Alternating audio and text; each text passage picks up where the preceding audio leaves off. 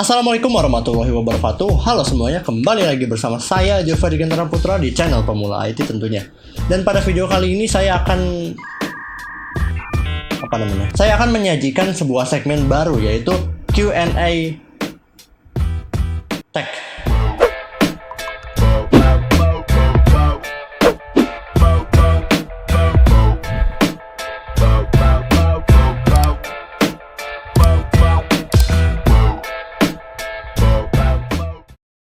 Jadi segmen Q&A Tech itu sesuai namanya, kita akan Q&A alias ya question and answer atau tanya jawab beberapa hal yang berhubungan dengan teknologi seperti rakitan PC, laptop, ataupun yang berhubungan dengan channel ini tentunya. Dan komen-komennya itu diambil dari channel YouTube Pemula IT tentunya, masa dari channel lain. Tapi di video kali ini saya akan menjawab pertanyaan kalian sambil membongkar laptop ya. Jadi di depan kalian udah ada laptop Asus K42F.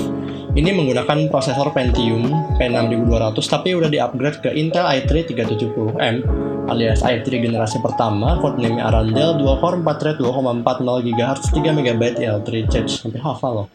Ya pokoknya CPU-nya pas saya upgrade ke i3 jadi panas gitu, nggak tahu kenapa. Jadi ini adalah CPU Pentium sebelumnya ya. Dari laptop ini pakainya Pentium P6200 2,13 GHz tapi hanya 2 core 2 thread.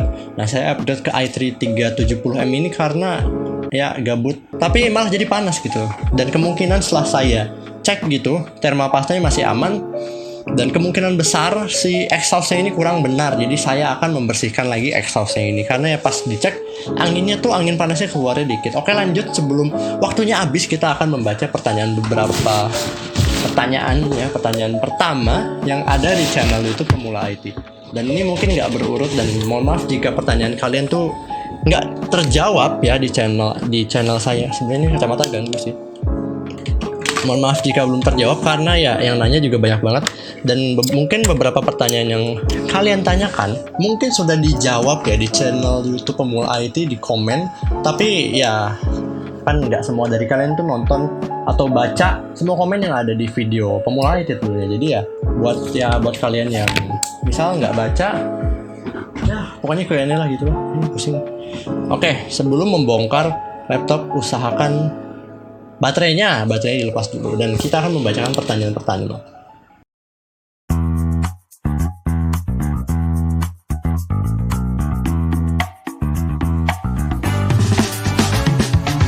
Saran rakit PC di bawah 1 juta keperluan internetan sama Microsoft dan irit daya.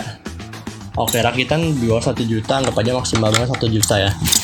Rakitan 1 juta itu banyak varian, dan di sini dia butuh keperluan internetan sama Microsoft aja. Microsoft mungkin kayak Word ataupun hal-hal lainnya yang ya ringan-ringan banget lah. Untuk kebutuhan seperti tadi ya dengan harga 1 jutaan mas-mas ini bisa merakit PC menggunakan Intel i3 Gen 3, lalu menggunakan motherboard H61 atau B75 kalau mau upgradeabilitasnya lebih luas lagi, dan menggunakan VGA mungkin Radeon R5 240 yang performanya bagus tapi harganya cuma 180 ribuan aja.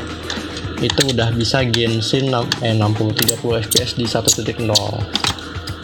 Ya, tapi kan ini kebutuhannya hanya ringan-ringan saja, dan itu nggak salah.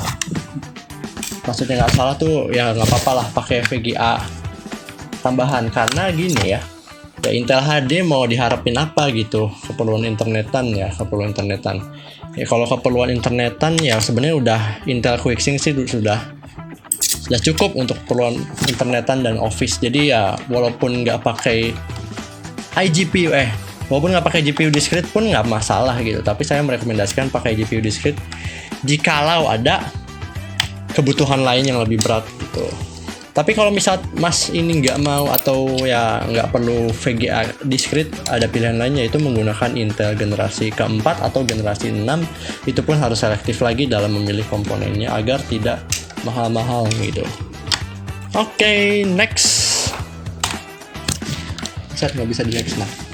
Minta saran bang, budget 800.000 paling worth ambil mobile sama prosesor apa ya? 800.000 pasti dapatnya bekas karena motherboard baru nggak mungkin, di motherboard sama CPU itu nggak mungkin totalnya 800.000. Dan Dengan budget segitu 800.000 ya Mas ini bisa mendapatkan mungkin mendapatkan, saya taruh sini, 800.000 mungkin mendapatkan Intel i5 4460 ditambah H81 ya, atau i3 Gen 6 atau 6100 plus apa tadi ya, plus H110M, belum dengan RAM dan lain-lain. 800.000 bisa dapat dua hal tadi. Oke, next, VGA AMD Radeon R5240 1GB DDR3 sama VGA yang di video bagusan mana? Kalau nggak salah ini video yang saya yang pakai GT 630 dan tentu saja lebih bagus. Untuk gaming ya, untuk gaming lebih bagus R5240, tapi kalau mungkin untuk editing, karena ini GT 630 menggunakan CUDA dan VRAM yang lebih besar yaitu 2GB. Untuk editing mungkin untuk beberapa skenario lebih bagus menggunakan Nvidia, tapi untuk gaming lebih bagus R5240 karena apa sih namanya, GPU cores-nya lebih banyak, terus arsitekturnya lebih baru, dan ya pokoknya lebih kenceng lah. Next, GT 630 DDR3 Intel Air Pentium kalau nggak salah. Bisa buat Genshin nggak bang? Kalau nggak bisa apa aja yang mau di-upgrade? Tergantung Intel Pentiumnya gen berapa. Kalau misalnya gen, anggap saja Intel Air Pentium, anggap aja ini orangnya mas ini pakai Intel Pentium dual core atau yang pakai LGA 775. Kalau pakai LGA 775 ya sudah saya sarankan untuk upgrade ke core 2 quad minimal Q6600, atau kalau nggak ada budget segitu, kayaknya ada sih udah murah harganya ya, upgrade ke Q6600. Kalau Anda pakai Pentium dual core yang pakai LGA 775 ya upgrade-nya ke Q6600. Dah. Menurut saya ini kadang suka itu kepleset gitu.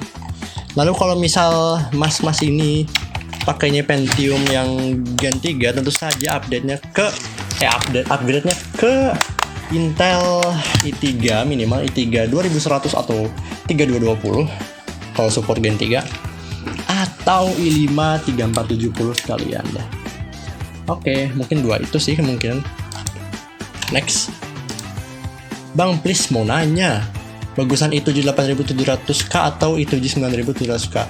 Soalnya 8700 bla bla bla bla bla. Bagusan 9700K. Kenapa? Walaupun threads-nya lebih banyak, yaitu berapa? Saya lupa. 6 core 12 thread ya 8700K. Kalau 9700K itu 8 core 8 thread. Tetap saja yang namanya cores itu lebih baik karena itu physical cores atau real cores ya, core asli dari sebuah CPU. Jadi tentu saja performanya lebih bagus yang i7 9700K, karena ya ini generasi lebih baru, otomatis lebih bagus ya.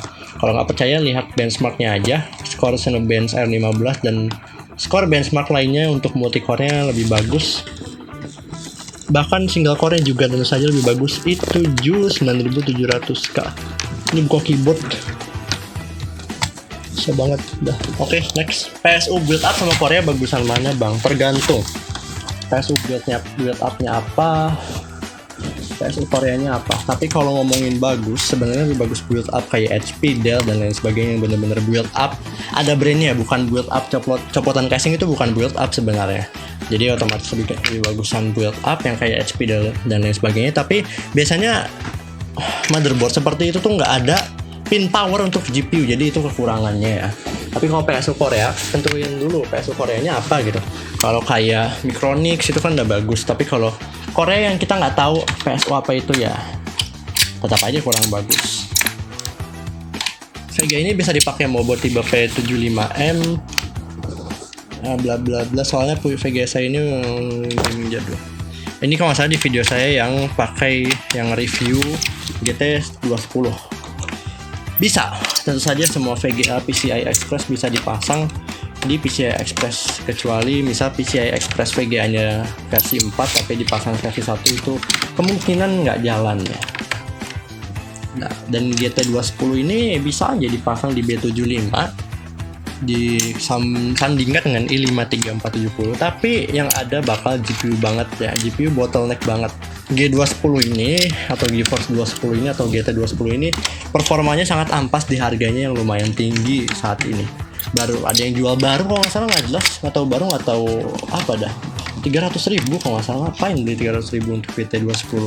Saya lebih menyarankan ya GT 430 atau GT 620 atau Radeon HD 8570 atau R5 240 yang harganya lebih murah dan performanya jauh di atas GT 210. Next, mau tanya kah rakitan PC yang murah dan bagus untuk game portingan dari PS dan game kompetitif lainnya? Saya udah ada Xbox SK.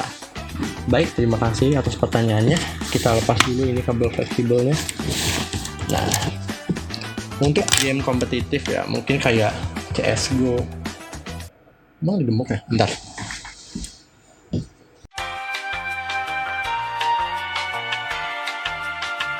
Kok saya pulang dan saya dikasih roti. Next. Kok next sih? Jawab dulu yang tadi. Game kompetitif ya. Murah bagus, saya nggak tahu murahnya di budget berapa, tapi kemungkinan di budget 2 jutaan udah mulai bisa untuk beberapa game kompetitif 1080p 30 fps. Mungkin dari budget 2 jutaan bisa pakai GTX 650 atau R. Aduh, saya bingung budgetnya sih. Pastinya saya nggak tahu berapa. Jadi yang mulai dari 2 jutaan itu udah mulai bagus. Tinggal pilih-pilih lagi komponen-komponennya ya, agar mendapatkan hasil yang maksimal. Kita udah ngebuka casing dari Asus K42F nya. Next, Bang, kalau Intel i3 6100 Skylake DDR4 paling maksimal upgrade ke apa? Upgrade apanya nih? CPU-nya bisa sampai i7 7700 dan untuk RAM ya bisa sampai sesuai motherboard atau sesuai CPU-nya. Dan kalau VGA bisa sampai PCI Express Gen 4. Jadi ya tergantung maksimal upgrade-nya upgrade apa dulu gitu. Kenapa nggak pakai Mobofaro Furion Kaizen H61B75 yang udah ada USB 3 sama support M.2 NVMe? Ini direkomendasi rakitan PC atau di pokoknya saya ngejelasin mending B75 atau H61 yang bekas ya. Gini, Mobofaro yang kayak ya mobo gitu tuh harganya overpriced. Karena di harga segitu teman-teman bisa dapat motherboard generasi baru, baik itu second ataupun baru tapi yang versi rendahnya ya, dan tentu saja lebih worth it karena mendapatkan CPU yang lebih baik pula. Kecuali kalau budget kalian terbatas, mungkin motherboard baru dan budget kalian terbatas dan kedepannya mungkin akan jarang upgrade lagi, ya bisa menjadi pilihan lah. Tapi saya tetap aja nggak rekomendasiin karena harganya bisa dapat motherboard yang generasi baru. Mending nabung lagi lah untuk beli motherboard yang baru sama CPU yang baru gitu. Next, Bang, Core 2 Duo tapi VGA-nya RTX 4090 apakah sebuah kesalahan atau dosa besar? Kesalahan. Karena RTX 4090 itu nggak bisa dipasang di Core 2 Duo yang hanya maksimal support PCI Express generasi 1, jadi ya nggak mungkin nyala, jadi udah kesalahan. Kalau dosa ya nggak tahu yang di atas ya, itu keputusannya di atas. Dosa kalau misal kalian merakit Core 2 Duo tambah 4090 pakai uang hasil maling ya dosa itu. Tapi kalau enggak ya nggak dosa. Bang, iritan mana laptop GTX atau RTX atau RX? Rencana mau ambil Legion, infonya adem. Legion emang punya cooling yang bagus, dan ngomongin iritan pasti kalau tergantung RTX-nya berapa dulu, terus anggap aja sekelas ya. RTX nggak bisa gitu sih. Kalau ngomongin irit susah ya, karena RTX masing-masing RTX juga punya TGP-nya masing-masing. Jadi kita nggak bisa langsung memutuskan RTX ini lebih boros daripada GTX. Jadi ya saya nggak bisa jawab. Ini yang boleh, yang tahu jawaban simpelnya boleh komen di bawah. Next, Kak, untuk belajar otak-atik otodidak dan semoga tidak sampai hang error mati terus, saran di laptop baru ada Nvidia RAM pasti bisa upgrade. Harus saya di Thunderbolt yang 8 jutaan atau sekalian 15 juta sekalian, karena dengan spek yang sudah disebutkan tadi nggak mungkin didapetin di harga 8 jutaan. Nvidia Thunderbolt kurang tahu ya saya sebenarnya dengan harga segitu. Udah sesempurna itu mungkin jarang, biasanya brand Acer yang ada kayak gitu loh. Tapi ya kalau Anda punya budget lebih dan Anda bisa lebih baik dalam bekerja atau mungkin lebih produktif, ya kenapa nggak sekalian 15 juta aja, karena ya angka itu udah cakep lah, angka 15 jutaan itu udah pas. Jadi ambil 15 jutaan, teman-teman bisa dapat Victus 16 Victus 16, terus ataupun Lenovo IdeaPad Gaming yang udah 100% sRGB, RTX 3060, 15 jutaan dapet lah. Terus Asus VivoBook, Asus VivoBook OLED 14X kalau salah udah dapet juga, dan banyak opsi di kayak MSI dan lain sebagainya. Next, rakit PC 1000 bang, nggak bisa, nggak mungkin. Next, Gan nanya dong, lebih baik ambil laptop dengan Ryzen 7000, Ryzen 7 6000 atau Ryzen 9 5000 tapi pakai RTX. Yang pakai RTX kenapa? Kalau kebutuhan antum mungkin untuk video editing dan mungkin 3D, lebih baik yang ada GPU discrete, karena GPU discrete Nvidia terutama sangat baik dalam hal render, baik itu 3D dan ataupun video editing ya. Kudanya tuh sangat membantu, dan encodernya tentu saja lebih bagus yang Nvidia. Ditambah ini GPU discrete ya. GPU discrete tuh ya tentu saja lebih baik dibandingkan iGPU. Untuk beberapa situasi dan untuk beberapa generasi pastinya lebih baik discrete ya. Dan juga ini udah ada RTX-nya, yang saya lebih memilih yang ada RTX-nya. Bisa ray tracing juga dengan lebih lancar. Bang, kalau B75 tambah i7 377 ya gitu lah, menurut saya pleset terus. Cocok nggak? Wah, keringetan. Cocok banget. Tapi i7 3770 itu mahal, harganya belum turun sampai sekarang, masih di 800 ribuan, dan ya kurang worth it lah, kecuali teman-teman mau upgrade ya dengan dan 800 ribu dari i5 Gen 2 gitu, mau upgrade nggak apa-apa. Tapi kalau rakit dari nol kurang worth it karena harganya mahal. Mending pakai i5 3470 atau i5 3570 ya, harganya jauh lebih murah dibanding i7 3770, tapi performanya beda dikit. Untuk single core-nya beda dikit, tapi untuk multi core-nya jauh karena ini 4 core 8 thread. Next, saran dong bang, laptop untuk content creator tapi yang low budgetnya berapa, mau beli second yang minimalis, mohon bantuannya. Siap. Aduh, panas juga. Content creator budget minimalis second. Laptop gaming sekarang secondnya udah murah-murah, yang pakai GTX 860M minimal banget, dan ataupun pakai GTX 1050, lalu pakai i7 generasi 7 itu udah di 8 jutaan kurang. Kalau mau lebih murah lagi untuk konten kreator pemula mungkin pakai MX series atau GT940MX yang harganya mungkin di 4 jutaan ya, 4 jutaan ke atas. Tapi kalau misal low budget banget 2 jutaan gitu udah dapat GT630M, GT5 sekian M yang untuk editing pakai Premiere Pro jadul itu udah bisa lah, walaupun kurang nyaman. Jadi ya minimal pakai yang MX series, Nvidia MX series di harga 4 jutaan. Ryzen saya nggak rekomendasiin karena untuk beberapa skenario editing lebih baik atau lebih pas menggunakan yang Nvidia. Ini kenapa? Next, bang, laptop HP Victus itu kalau main Genshin bisa max grafik nggak? HP Victus berapa dulu? Mungkin yang minimal RTX 3050 bisa max grafik, tapi di 1080 di atasnya kurang karena VRAM-nya cuma 4 GB. Tapi kalau 3060 bisa di 2K, mungkin di 4K masih rada kurang juga, tapi udah cukup mungkin kalau anda nggak masalahin drop dikit di berapa FPS, di bawah 60 dikit gitu ya, nggak bisa aja. Pokoknya dari GTX berapa ya, 1650 ke atas lah. Untuk Genshin Impact mungkin udah wangi ya. Next, bang, kasih racikan PC i5 3470 bang, VGA MOBO RAM yang cocok untuk PC ini.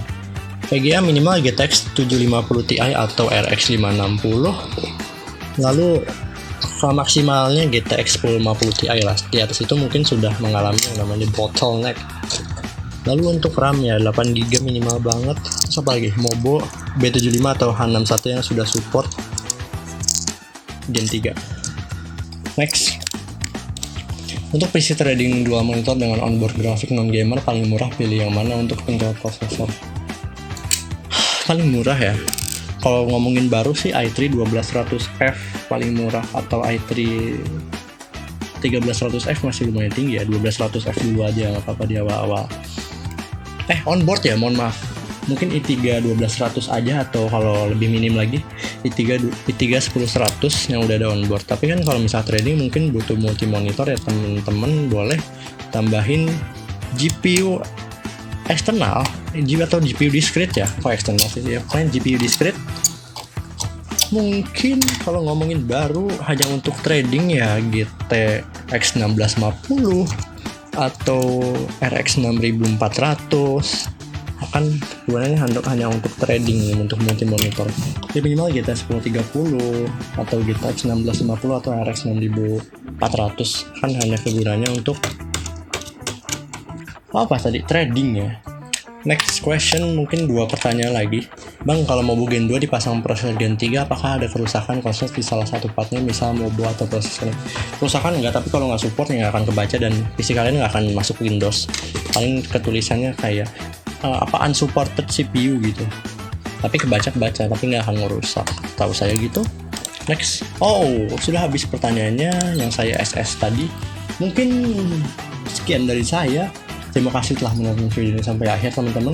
Jadi video Q&A Tech ini adalah Q&A yang berhubungan dengan teknologi, baik itu PC, laptop, HP juga bisa ya. Tapi saya nggak main di situ, saya jadi kurang ngerti. Ya ngertinya dikit banget soal HP ya, beda dunia gitu. HP sama laptop atau PC itu beda dunia, jadi saya bingung. Jadi kesimpulannya adalah, ya ada kesimpulannya karena ini Q&A bukan video penjelasan. Jadi kalau teman-teman ada pertanyaan dan pengen dijawab di Q&A Tech, boleh komen di bawah.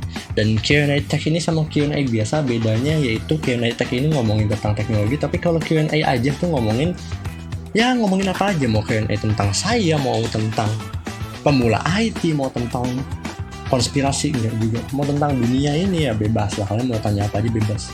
Dan mungkin segmen Q&A itu masih lama, jadi nggak akan dibuat sekarang, maksudnya ya belum saatnya kali ya. Jadi ya terima kasih atas perhatian kalian. Komen jika ada pertanyaan atau mau request video. Saya Jeffrey Putra, pamit undur diri. Terima kasih. Wabillahi taufik wal hidayah. Wassalamualaikum warahmatullahi wabarakatuh. Oke, saya pamit, saya mau masang ini dulu ya.